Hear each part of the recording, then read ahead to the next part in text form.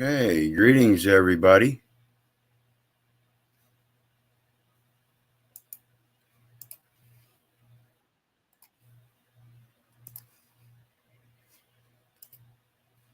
Keith here.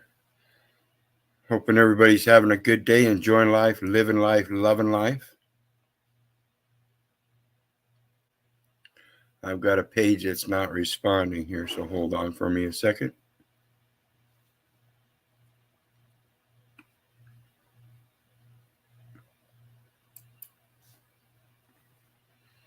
And in the meantime, just a reminder, go ahead and hit that share, like, and subscribe button.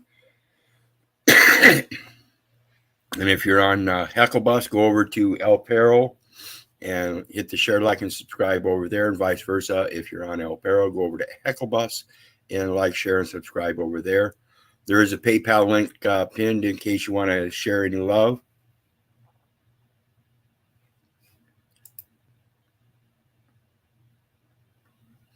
And this page is still frozen. There we go. All right. And the StreamYard link is down below in case anybody wants to jump on board and on the panel and discuss it. But we're going to get into it. And basically what we're doing here, Sunday night, 10 o'clock, Heckle Bus is the theme. And we're going to do a heralding every Sunday night. We're going to call it the Heckle Bus Herald. And it's a shout out to people to help them learn the terms and definitions of the words and stuff that they're using. And this first term that we're using, the term we're going to work on tonight is parable. I don't know if people know what parable means, but if you look at it, it's got a root word, able, and the other one is P-A-R, which is par. So it's parable, something that's common, I guess, is what you would think. But when we tear the word down according to etymology, we're going to find something different. And so one of the things that I do in etymology is I'm going to look up the Hebrew roots. I'm going to find out if it's got Hebrew roots. So what we're going to do is we're going to start a screen share here. And we're going to look at this term parable as it relates to parable in Hebrew. And then we're going to look at it as parable in Hebrew meaning. So there's two different ways of looking it up in Hebrew. One is parable in Hebrew. In other words, you put the term that you're looking for and then put in Hebrew. And if it shows up in Hebrew, then you look for the meaning. And what we've got here is parable means an example, a fable, an instance, allegory, or saw. Puzzle, riddle, enigma, parable. Okay. What is the Hebrew word for parable? At court. This is from Encyclopedia Britannica. And it says, was the marshal. Sound familiar? Marshal. Hebrew, comparison or parable, although frequently translated proverb. Okay. That was the second one down under this. Now look what happens when we look up parable in Hebrew meaning.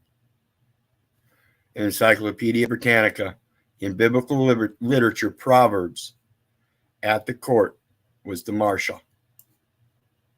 At the court was the marshal. Hebrew, comparison or parable, although frequently translated proverb. What is the meaning of parable in Hebrew and Greek? Parable descends from the Greek parabole, a comparison, analogy, from parabolon, to compare, from the prefix para, beside, plus balon, to throw, to cast. So if you throw your words down on a piece of paper, what is the comparison? What should go beside them? The sense of comparing or throwing an idea beside another. is at the heart of the word. Okay. So let's take a look at parable in the etymology from Etym Online.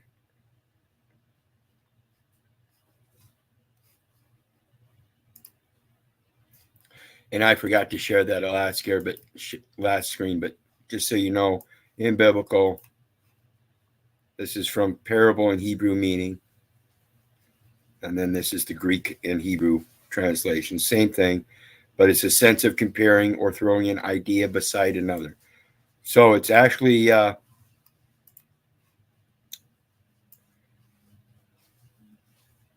just what Jesus said. He's throwing parables. He's speaking in parables. He's using analogies and examples.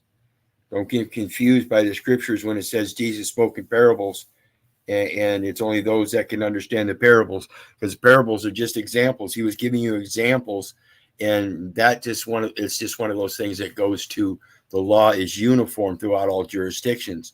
So if they say something in one jurisdiction, the same thing is true in another jurisdiction, even though the wording may be a little bit different. Okay? So let's look at parable on Etym Online.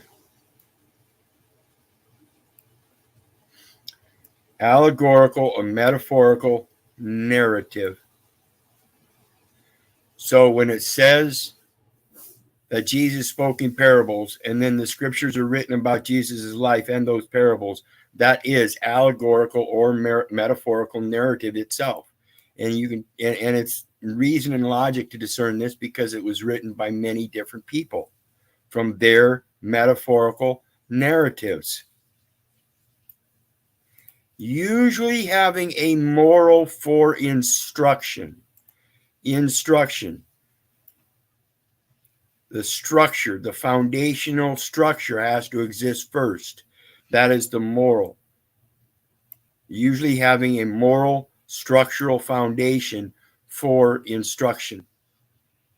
Late 13th century parable, modern form from early 14th century, saying or story in which something is expressed in terms of something else. Expressed in terms of something else. So, anytime we talk about a person, whether it be first person, second person, or third person, that is expressed in terms of something else other than what it is. It is beside what is real and is only an expression in terms. And that person is a noun. I am not a noun. I am not a who. I am a what. I am a verb. I am forever moving. Every breath I take is an act of life. Parable, parabolic style in writing. From Latin parabola, comparison. From Greek parabole, a comparison, parable, literally a throwing beside, hence a juxtaposition. From para, alongside, see parabole, throwing, casting.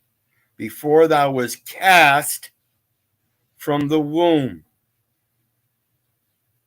Before thou was formed in the belly, I knew thee. Before thou was cast from the womb, I sanctified thee, and I ordained thee a prophet. I am a prophet according to the scripture and not a person according to the military record. Beam, ray, related to balin, to throw. Pyroot, gwel, to throw, reach. Remember in one of the words we did before, this showed up. To throw, reach, with extended sense, to pierce. So if you want to pierce the corporate veil, you let them know that that person that they have on their military administrative record is only a parable, is only an allegory according to what is true and right, and that is yourself. And you are not that person. You are the verb in which that person describes the action. Father, boss, boyfriend, son. They're all nouns that describe a position of action. The son cannot be a father unless he has children of himself. So as a son without children, he can only act as a son. He cannot act as a father in the real sense. A father who has a son can obviously act as both a son and a father. So the noun is only describing their juxtaposition. Rendered in Old English as by spell.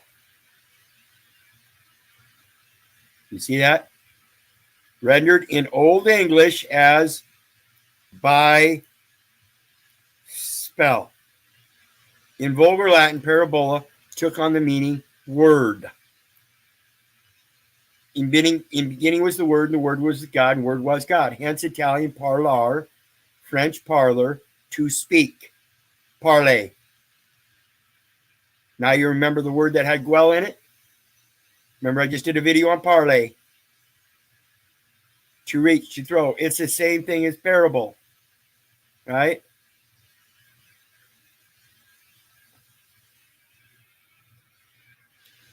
In the hypothetical sense, it is the hypothetical source of evidence for its existence is provided by Sanskrit.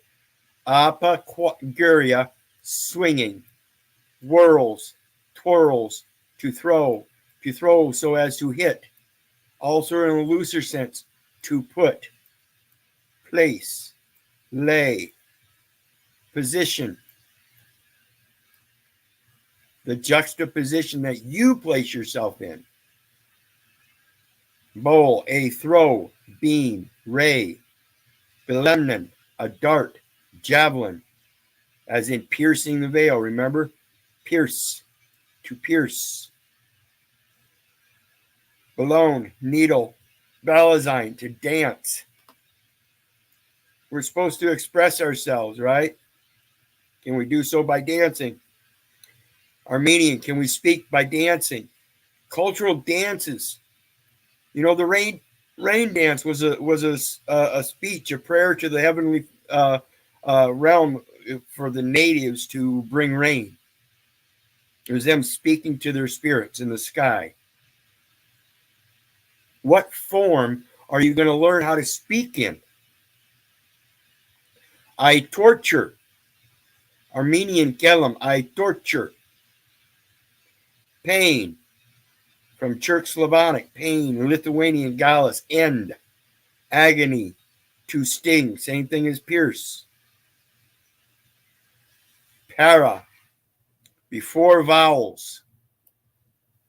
Par, able, a, ble, word forming element. So they took a root word, added par to it, and formed another word. Originally in Greek derived words meaning alongside. So par able is alongside, beyond, altered, contrary, irregular, abnormal, beside, near, issuing, from, against, contrary to. Para from root per. Per son. Per son. Alongside the sun. The person is not the sun, it is alongside the sun. Forward. Forward. Hence, toward. Near. Against. Cognate. Old English for. Off or away. Forward. away from the ward, off of the ward. Mostly used in scientific and technical words, not usually regarded as naturalized formative element in English. Remember what I said in a recent video? English is the twisted, artful language that's made up of all the other languages. It is not a language of its own. It was a creation of a stew pot of multiple languages, including Greek, French, Latin, German, Italian.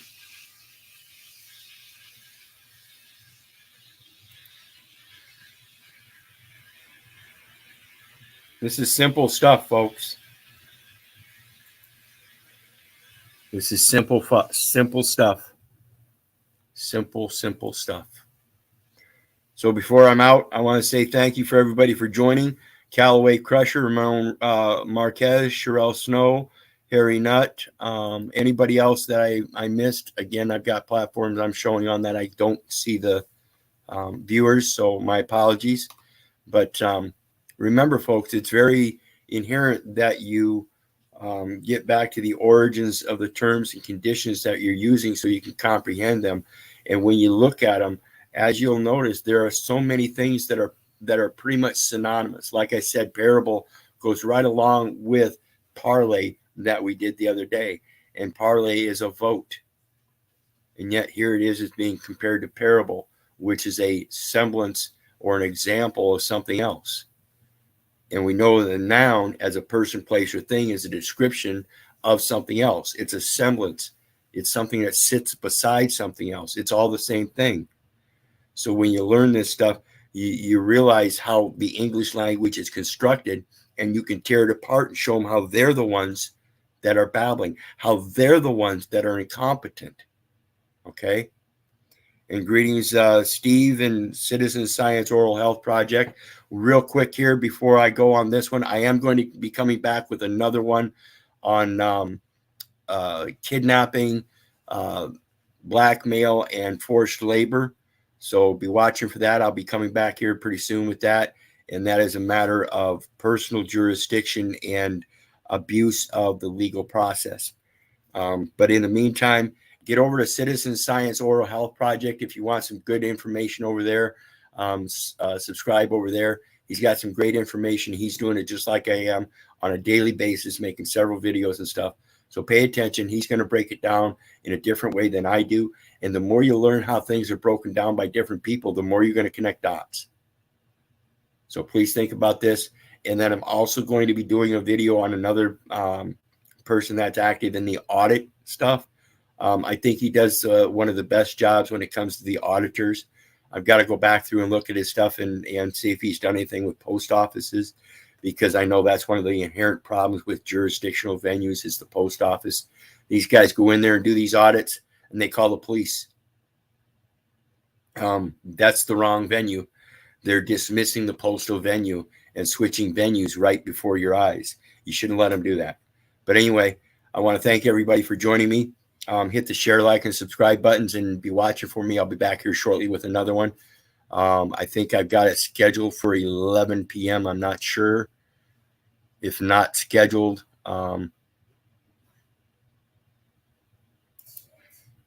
then I will schedule it, and you should be able to see it up here pretty soon.